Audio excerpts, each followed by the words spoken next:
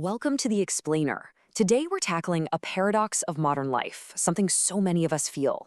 You're completely exhausted, but you just can't seem to rest. We're going to get into why rest itself has become so stressful, and more importantly, what the science says we can actually do about it. All right, let's just dive right in with a question that I'm guessing is going to hit pretty close to home for a lot of you.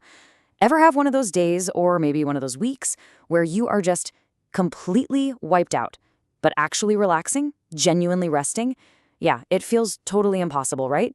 I mean, you know the feeling. You finally get a moment to yourself, you collapse on the couch, and nothing. Your brain just keeps racing. And instead of that sweet relief you were hoping for, you get hit with this wave of anxiety, or maybe that nagging guilt about all the other things you think you should be doing. Okay, first things first, and this is so important. If this sounds familiar, I need you to hear this. You are not lazy. You are not broken. This is not some personal failure or a character flaw. What you're experiencing is actually a biological response, a totally understandable one, to a world that our ancient nervous systems, frankly, were never designed to handle. So, what's going on here? Why is this happening? Let's dig into the science behind this whole rest paradox. We're going to unpack why our brains feel like they're stuck in high gear, even when we're absolutely desperate to just slow down. This is so fascinating when you look at it this way.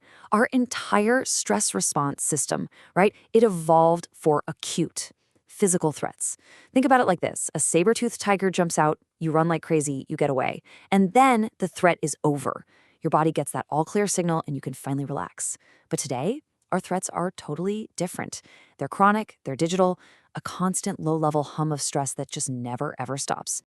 And this is what those threats look like in our world. It's the constant ping of a notification. It's the 24/7 news cycles screaming urgency. It's that work email that lands in your inbox at 10 p.m.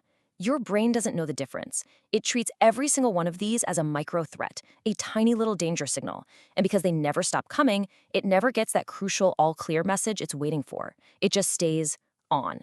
And all of this leads to something many of us know all too well: guilty rest. You know exactly what this is. It's that horrible feeling when you're physically not doing anything, but your brain is just berating you for it.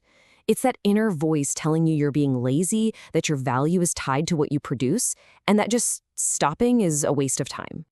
So, okay, how does this guilt actually trap us? Well, it creates this really nasty, vicious cycle that, and here's the irony, just makes us even more tired. So here's how the loop works. Step 1. You're exhausted. You know you need a break. So, step 2. You try to rest. You lie on the couch, you stop working. But then step 3 hits. That genuine quiet feels weird. It's uncomfortable, it makes you anxious, you feel unproductive. And what do? Step 4. We instinctively reach for some kind of stimulation. And what's the easiest thing to grab? Yep, our phone. And boom, that's the trap. Because scrolling through your phone gives your anxious brain a little hit of relief, right? It feels like you're doing something. But it is pure junk food for your nervous system. It might taste good for a second, but it has zero nutritional value. It actually prevents the deep, restorative recovery you desperately need, which just leaves you even more exhausted than when you started. Okay, so that's the problem. It's a pretty grim picture, right? But the good news is there is a solution. According to the research, real restorative rest isn't something that just happens by accident. It has 3 essential ingredients, things that, honestly, our modern lives are often missing. Ingredient number 1 is safety. I mean, real biological safety. Your nervous system needs clear, loud and clear signals that the tiger is gone, that there's no active threat. And what does that mean in our world? It means cutting the inputs. No screens, no pings, no constant background noise. Number 2, permission.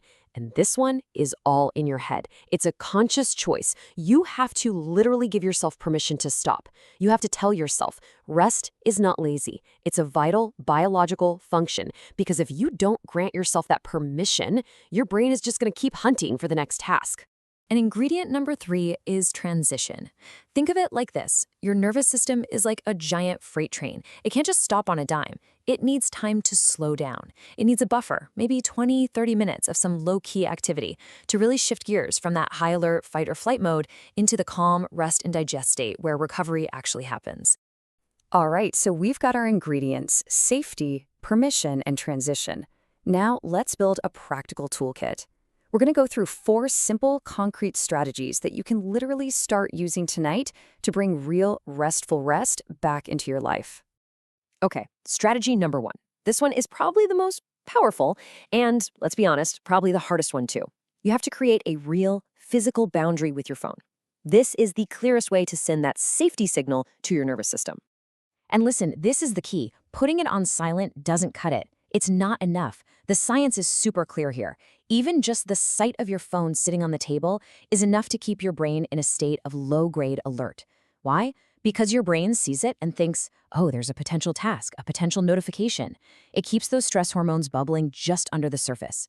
So what do? You have to put it in a different room. Out of sight, out of mind, for real. Strategy number 2 is a fantastic little brain hack. It's called the done list. So instead of ending your day with a to-do list for tomorrow, which basically just gets your brain revved up for future stress, you do the opposite. You take 2 minutes and write down a short list of what you actually finished today. This simple act works like a charm. It tells your brain the hunt is over for today, the loops are closed, and it helps quiet that endless background chatter.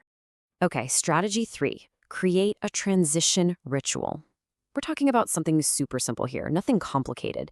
It could be changing out of your work clothes the minute you get home. It could be making a specific kind of tea. Maybe it's just washing your face. The activity itself doesn't matter as much as the repetition. You're creating a clear signal, a little buffer, that trains your brain over time that when this happens, the day is done. It's safe to power down now. And finally, strategy 4. And honestly, this might be the biggest one of all. We have to completely reframe what we think rest even is. We have to stop thinking of it as just not working, as a lack of productivity.